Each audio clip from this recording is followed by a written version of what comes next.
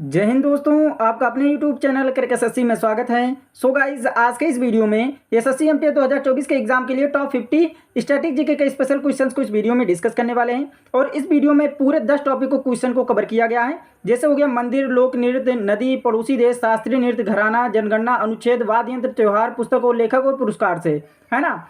और इसमें पूरे 10 टॉपिक को क्वेश्चन को कवर किया गया है, जो आपके वही 10 टॉपिक हैं जो आपके एसएससी एमटीएस 2024 के एग्जाम में पूछे जा रहे हैं, है ना, जो 30 तारीख और 1 तारीख के एग्जाम में पूछे गए हैं। तो आप लोगों के लिए ये वीडियो बहुत इंपॉर्टेंट है, इसलिए वीडियो में अंत तक जरूर बने रहिएगा। और इस वीडियो में 50 क्वेश्चन हैं, तो 50 में से कम आपको 40 क्वेश्चन का टारगेट जरूर लेकर चलना है। 50 में से आपके 40 क्वेश्चन सही जरूर होने चाहिए। तो चलिए हम वीडियो को स्टार्ट करते हैं। हमारा पहला क्वेश्चन कह रहा है, भारत की जनगणना 2011 के अनुसार किस राज्य में ऋणात्मक जनसंख्या वृद्धि दर दर्ज की गई, है ना। तो भारत की जनगणना 2011 के अनुसार जो है यह नागालैंड राज्य में ऋणात्मक जनसंख्या वृद्धि दर दर्ज की गई थी। ऑप्शन डी हमारा राइट आंसर हो जाएगा। और आप लोग जनगणना से कुछ और क्वेश्चन मैं पूछ रहा हूँ, उनके भी आप लोग कमेंट में जवाब जरूर दीजिएगा, और मैं भी आपको लोगों को ये इसी में क्लियर कर दूंगा उस क्वेश्चन का आंसर। जैसे हो गया कि न्यूनतम जनसंख्या घनत्व वाला राज्य कौन सा है ना। तो न्यूनतम जनसंख्या घनत्व वाला राज्य कौन सा है, तो अरुणाचल प्रदेश है। और सर्वाधिक शिशु लिंगानुपात वाला राज्य कौन सा है, तो वो भी क्या है, अरुणाचल प्रदेश है ना। ये दोनों क्वेश्चन आप लोग जरूर ध्यान में रखिएगा, हो सकता है आपके आगे आने वाले शिफ्टों में क्वेश्चन पूछा जाए। तो न्यूनतम जनसंख्या घनत्व वाला राज्य अरुणाचल प्रदेश है, और सर्वाधिक शिशु लिंगानुपात वाला राज्य भी क्या है, अरुणाचल प्रदेश है ना। अब बात करते हैं केरल की। तो सर्वाधिक साक्षरता प्रतिशत वाला राज्य कौन सा है, केरल है।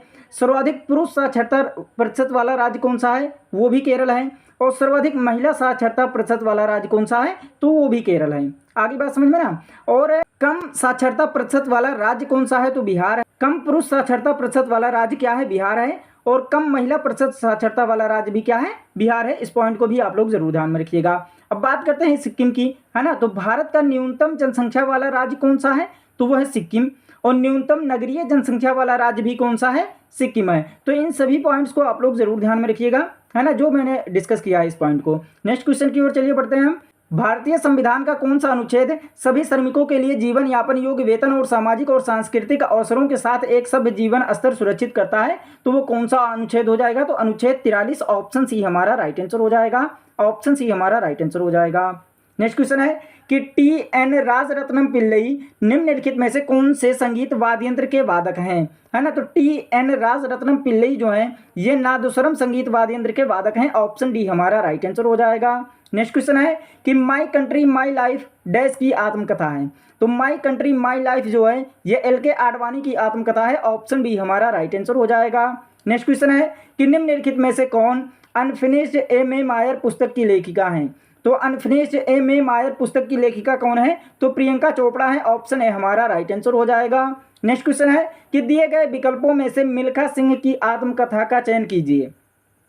तो जो ये चारों विकल्प दिए गए हैं इसमें से हमें बताना है कि मिल्खा सिंह की आत्मकथा कौन सी है। तो मिल्खा सिंह की जो आत्मकथा का नाम है वो है the race of my life. Option D हमारा राइट आंसर हो जाएगा। इसके भी ऑप्शन हम लोग क्लियर करते हुए चलते हैं। जैसे हो गया one life is not enough, ये किसकी आत्मकथा है ना। तो one life is not enough जो है ये नटवर सिंह की आत्मकथा है।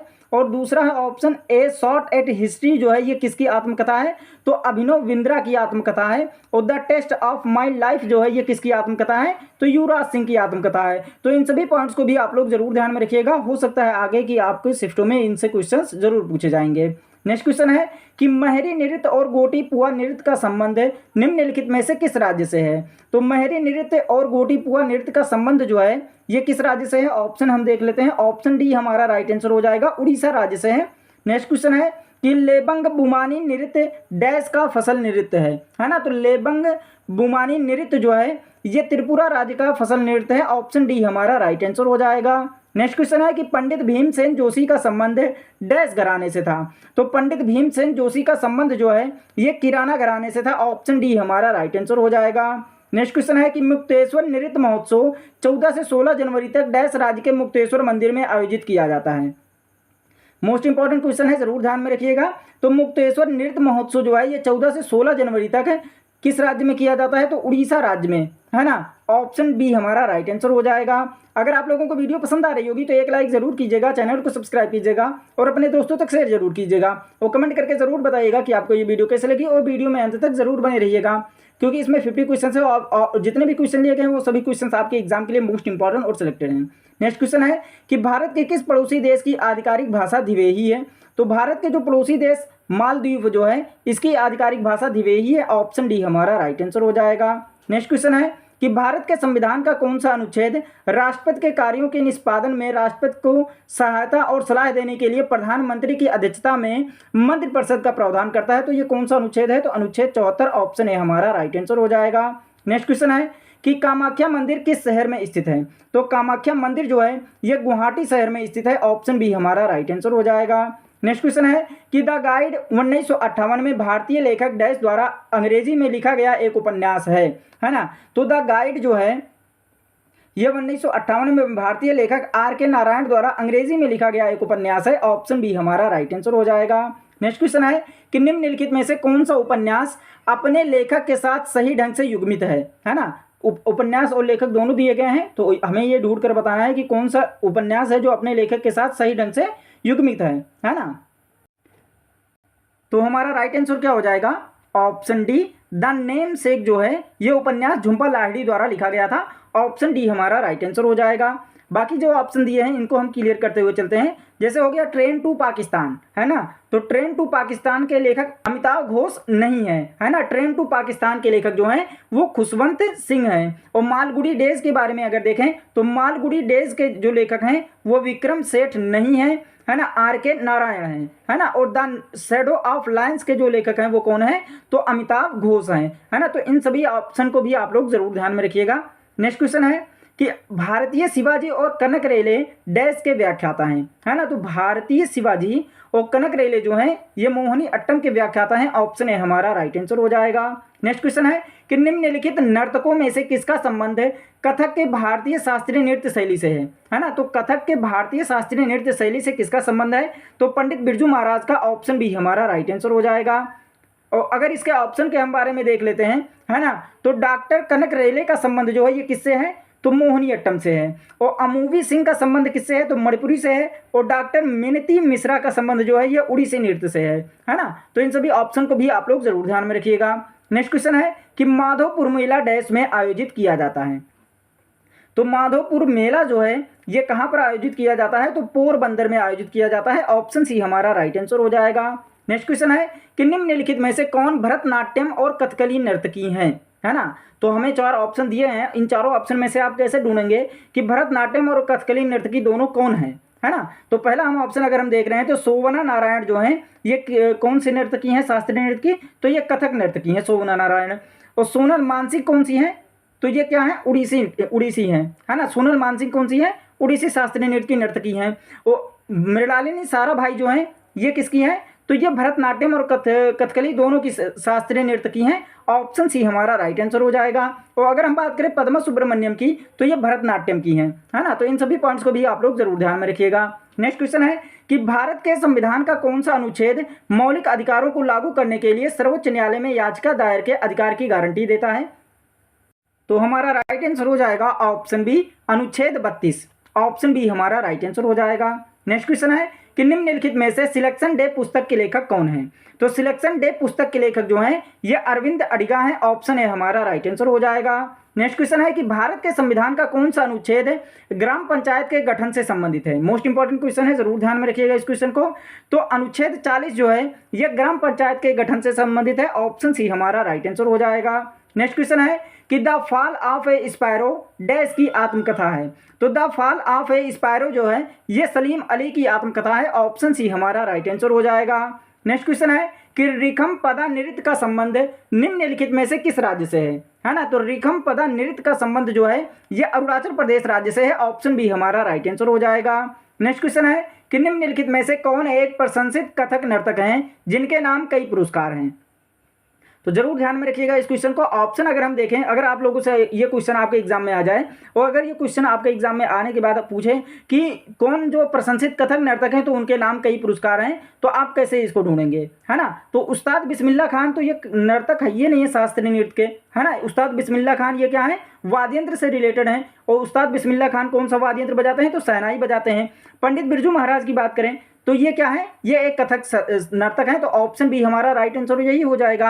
आगे हम अगर देख लेते हैं तो उस्ताद अल्लाह रखा जो है ये कौन सा वाद्य यंत्र बजाते हैं, तबला वाद्य यंत्र बजाते हैं, ये भी वाद्य यंत्र से रिलेटेड है। और पंडित शिव कुमार शर्मा जो है ये संतूर वाद्य यंत्र बजाते हैं, ये भी वाद्य यंत्र से रिलेटेड है। अगर हम देखें तो शास्त्रीय नृत्य से सिर्फ एक ही नाम आ रहा है, पंडित बिरजू महाराज का। तो ऑप्शन बी हमारा राइट आंसर वैसे ही हो जाएगा। बाकी जितने भी ऑप्शन दिए गए हैं ये सब वाद्य यंत्र से रिलेटेड है। नेक्स्ट क्वेश्चन है कि पिंजर डैश का एक उपन्यास है ना। तो पिंजर किसका उपन्यास है, तो पिंजर अमृता प्रीतम का एक उपन्यास है। ऑप्शन डी हमारा राइट आंसर हो जाएगा। नेक्स्ट क्वेश्चन है कि निम्नलिखित में से संतूर नामक संगीत वाद्य यंत्र के प्रसिद्ध वादक कौन थे, है ना। तो संतूर नामक प्रसिद्ध वाद्य यंत्र के वादक कौन थे, तो पंडित शिव कुमार शर्मा। अभी पीछे ही हमने बताया है कि पंडित शिव कुमार शर्मा जो है ये क्या है, संतूर वादक हैं। तो संतूर वादक कौन से, पंडित शिव कुमार शर्मा। और अगर और ऑप्शन देख लेते हैं तो जैसे पंडित कुमार गंधर्व जो हैं ये कौन सा वाद्य यंत्र बजाते हैं, तो सारंगी बजाते हैं। पंडित हरिप्रसाद चौरसिया जो है ये कौन सा वाद्य यंत्र बजाते हैं, तो ये बांसुरी बजाते हैं। और पंडित रविशंकर जो है ये कौन सा वाद्य यंत्र बजाते हैं, तो सितार वाद्य यंत्र बजाते हैं। तो ये तीनों ऑप्शन, तो इसमें से क्या है, संतूर वाद्य यंत्र कौन बजाते हैं, तो ऑप्शन सी हमारा राइट आंसर हो जाएगा। नेक्स्ट क्वेश्चन है कि किस भारतीय संगीतकार का संबंध बांसुरी से है। तो किस भारतीय संगीतकार का संबंध जो है ये बांसुरी से है, तो हमारा राइट आंसर क्या हो जाएगा, ऑप्शन सी पंडित हरिप्रसाद चौरसिया का संबंध है ना। और अगर हम बात करें उस्ताद अल्लाह रखा का, तो अभी हमने पीछे ही बताया है कि तबला वाद्य यंत्र इनका है उस्ताद अल्लाह रखा का। उस्ताद जाकिर हुसैन ये भी तबला वादक हैं। पंडित रविशंकर जो है ये कौन सा वाद्य यंत्र बजाते हैं, तो पंडित रविशंकर ये सितार वाद्य यंत्र बजाते हैं। तो इसमें से आप लोग आसानी से ढूंढ सकते हैं कि ऑप्शन सी हमारा राइट आंसर हो जाएगा कि पंडित हरिप्रसाद चौरसिया जो है ये बांसुरी वाद्य यंत्र से बजाते हैं। नेक्स्ट क्वेश्चन की ओर चलिए बढ़ते हैं कि डैश में मनाए जाने वाले प्रमुख त्योहारों में से एक में दम में फी यानी पूर्वजों की पूजा का त्यौहार है। तो ये किस राज्य में मनाया जाता है, तो असम राज्य में। ऑप्शन डी हमारा राइट आंसर हो जाएगा। नेक्स्ट क्वेश्चन है कि एन अनसुटेबल बॉय किसकी आत्मकथा का शीर्षक है ना। तो एन अनसुटेबल बॉय जो है ये करण जौहर की आत्मकथा का शीर्षक है। ऑप्शन सी हमारा राइट आंसर हो जाएगा। नेक्स्ट क्वेश्चन है कि पंडित जानकी प्रसाद का संबंध निम्नलिखित में से किस कथक घराने से है, तो हमारा राइट आंसर क्या हो जाएगा, ऑप्शन डी बनारस घराने से है। ऑप्शन डी हमारा राइट आंसर हो जाएगा। नेक्स्ट क्वेश्चन है कि निम्नलिखित में से द जोया फैक्टर पुस्तक की लेखिका कौन है, तो द जोया फैक्टर पुस्तक की लेखिका जो है ये अनुजा चौहान है। ऑप्शन सी हमारा राइट आंसर हो जाएगा। नेक्स्ट क्वेश्चन है कि द्रि उत्सव डैश किस राज्य में मनाया जाता है ना। तो द्रि उत्सव जो है ये अरुणाचल प्रदेश राज्य में मनाया जाता है। ऑप्शन डी हमारा राइट आंसर हो जाएगा। नेक्स्ट क्वेश्चन है कि प्रसिद्ध पशुपतनाथ मंदिर निम्नलिखित में से किस देश में स्थित है, तो प्रसिद्ध पशुपतनाथ मंदिर जो है ये नेपाल देश में स्थित है। ऑप्शन बी हमारा राइट आंसर हो जाएगा। नेक्स्ट क्वेश्चन है कि रुक्मणी देवी अरुंडेल का संबंध किस भारतीय शास्त्रीय नृत्य शैली से है ना। तो रुक्मणी देवी अरुंडेल का संबंध जो है ये भरतनाट्यम शास्त्रीय नृत्य शैली से है। ऑप्शन सी हमारा राइट आंसर हो जाएगा। नेक्स्ट क्वेश्चन है कि wings of fire an autobiography किसकी आत्मकथा का शीर्षक है, तो wings of fire an autobiography जो है ये एपीजे अब्दुल कलाम की आत्मकथा का शीर्षक है। ऑप्शन ए हमारा राइट आंसर हो जाएगा। नेक्स्ट क्वेश्चन है कि भारत की जनगणना 2011 के अनुसार किस केंद्र शासित प्रदेश में सबसे कम जनसंख्या वृद्धि दर दर्ज की गई है, तो हमारा राइट आंसर हो जाएगा ऑप्शन सी लक्षद्वीप में। ऑप्शन सी हमारा राइट आंसर हो जाएगा। नेक्स्ट क्वेश्चन है कि चपचार कुट डैश राज्य का एक त्यौहार है, तो चपचार कुट जो है ये मिजोरम राज्य का एक त्यौहार है। ऑप्शन ए हमारा राइट आंसर हो जाएगा। नेक्स्ट क्वेश्चन है कि राठवा जो डैश राज्य के निवासी हैं होली रंगों का त्यौहार के अवसर पर राठवा नृत्य करते हैं, तो राठवा जो क्या है किस राज्य का निवासी है, तो गुजरात राज्य के निवासी हैं और होली रंगों के त्यौहार के अवसर पर ये राठवा नृत्य करते हैं। ऑप्शन बी हमारा राइट आंसर हो जाएगा। नेक्स्ट क्वेश्चन है कि भारत के संविधान का कौन सा अनुच्छेद प्रत्येक राज्य के लिए एक राज्यपाल का प्रावधान करता है। मोस्ट इंपॉर्टेंट क्वेश्चन है, जरूर ध्यान में रखिएगा इस क्वेश्चन को। तो कौन सा अनुच्छेद हो जाएगा, तो अनुच्छेद 153 हमारा राइट आंसर हो जाएगा। नेक्स्ट क्वेश्चन है कि एस अगेंस्ट ऑड्स किसकी आत्मकथा का शीर्षक है, तो एस अगेंस्ट ऑड्स जो है ये सानिया मिर्जा की आत्मकथा का शीर्षक है। Very very most important question है, जरूर ध्यान में रखिएगा इस क्वेश्चन को। नेक्स्ट क्वेश्चन है कि निम्नलिखित में से कौन सी आत्मकथा भारत के पूर्व राष्ट्रपति डॉक्टर एपीजे अब्दुल कलाम द्वारा लिखी गई थी, तो हमारा करेक्ट आंसर क्या हो जाएगा, ऑप्शन हम देख लेते हैं। तो ऑप्शन डी हमारा राइट आंसर हो जाएगा। विंग्स ऑफ फायर जो है ये डॉक्टर एपीजे अब्दुल कलाम के द्वारा ये आत्मकथा लिखी गई थी। अगर हम बात करें वेटिंग फॉर ए वीज़ा जो है ये आत्मकथा किसकी आत्मकथा है ना, वेटिंग फॉर ए वीज़ा जो है ना, तो ये भीमराव अंबेडकर जी की आत्मकथा है। इसको आप लोग जरूर ध्यान में रखिएगा। और अगर हम बात करें ये जो one life is not enough जो है ये किसकी आत्मकथा है, ये आप लोग कमेंट करके बताइए, है ना, क्योंकि मैंने अभी पीछे वीडियो में मैंने इसके बारे में बताया है। तो one life is not enough जो है ये किसकी आत्मकथा है, आप लोग कमेंट करके जरूर बताइएगा। नेक्स्ट क्वेश्चन है कि डैश नृत्य के प्रदर्शन में एक तरफ महिलाओं द्वारा रास नृत्य किया जाता है जबकि विपरीत तरफ वादक पुंग चोलोम और करताल बजाते हैं, है ना। तो किस नृत्य में, तो मणिपुरी नृत्य के प्रदर्शन में। ऑप्शन ए हमारा राइट आंसर हो जाएगा। नेक्स्ट क्वेश्चन है कि ए सुटेबल बॉय उपन्यास के लेखक कौन है, तो ए सुटेबल बॉय उपन्यास के लेखक जो हैं ये विक्रम सेठ हैं। ऑप्शन ए हमारा राइट आंसर हो जाएगा। नेक्स्ट क्वेश्चन है कि डैश में आदिवासी समुदाय द्वारा मनाया जाने वाला लोसुंग त्योहार आमतौर पर वह समय होता है जब किसान अपनी फसल कटाई का जश्न व खुशियां मनाते हैं। तो हमारा राइट आंसर हो जाएगा सिक्किम में आदिवासी समुदाय द्वारा मनाया जाने वाला लोसुंग त्योहार आमतौर पर वह समय होता है जब किसान अपनी फसल कटाई का जश्न व खुशियां मनाते हैं। ऑप्शन डी हमारा राइट आंसर हो जाएगा। नेक्स्ट क्वेश्चन है कि भरतनाट्यम का शास्त्रीय नृत्य शैली डैश राज्य से संबंधित है ना। मोस्ट इंपॉर्टेंट क्वेश्चन है, जरूर ध्यान में रखिएगा इस क्वेश्चन को। तो भरतनाट्यम का शास्त्रीय नृत्य शैली जो है ये तमिलनाडु राज्य से संबंधित है। ऑप्शन ए हमारा राइट आंसर हो जाएगा। नेक्स्ट क्वेश्चन है कि निम्नलिखित में से उपन्यास और उसके लेखक की सही जोड़ी की पहचान कीजिए। तो उपन्यास और उसके लेखक की सही जोड़ी की पहचान करनी है हमें, है ना। तो हमारा राइट आंसर क्या हो जाएगा, ऑप्शन डी सेवन समर्स जो है ये मुल्कराज आनंद द्वारा लिखा गया है। ऑप्शन डी हमारा राइट आंसर हो जाएगा। और अगर हम बात करें ए सुटेबल बॉय की, है ना, ए सुटेबल बॉय ये किसकी उपन्यास है, अभी मैंने पीछे ही बताया है। तो हमारा राइट आंसर क्या हो जाएगा, विक्रम सेठ का। ए सुटेबल बॉय किसका उपन्यास है, विक्रम सेठ का। द व्हाइट टाइगर ये किसका उपन्यास है, तो अरविंद अडिगा का। किसका है, अरविंद अडिगा का। ऑप्शन है हम देख लेते हैं, द इनहेरिटेंस ऑफ लॉस जो है ये किसका उपन्यास है, तो किरण देसाई का है ना। तो इन सभी पॉइंट्स को भी आप लोग जरूर ध्यान में रखिएगा। नेक्स्ट क्वेश्चन है कि the great Indian novel dash का एक व्यंग्य उपन्यास है। तो द ग्रेट इंडियन नॉवेल जो है ये शशि थरूर का एक व्यंग्य उपन्यास है। ऑप्शन सी हमारा राइट आंसर हो जाएगा। नेक्स्ट क्वेश्चन है कि भारत की निम्नलिखित प्रायद्वीपीय नदियों में से कौन सी नदी पश्चिम की ओर बहने वाली नदी है। तो नर्मदा नदी जो है ये पश्चिम की ओर बहने वाली एक नदी है। ऑप्शन ए हमारा राइट आंसर हो जाएगा। नेक्स्ट क्वेश्चन है कि भारत के संविधान के कौन से अनुच्छेद का संबंध संघ एवं राज्य क्षेत्र से है। तो संघ एवं राज्य क्षेत्र से कौन से अनुच्छेद का संबंध है, तो अनुच्छेद 1 से 4। ऑप्शन ए हमारा राइट आंसर हो जाएगा।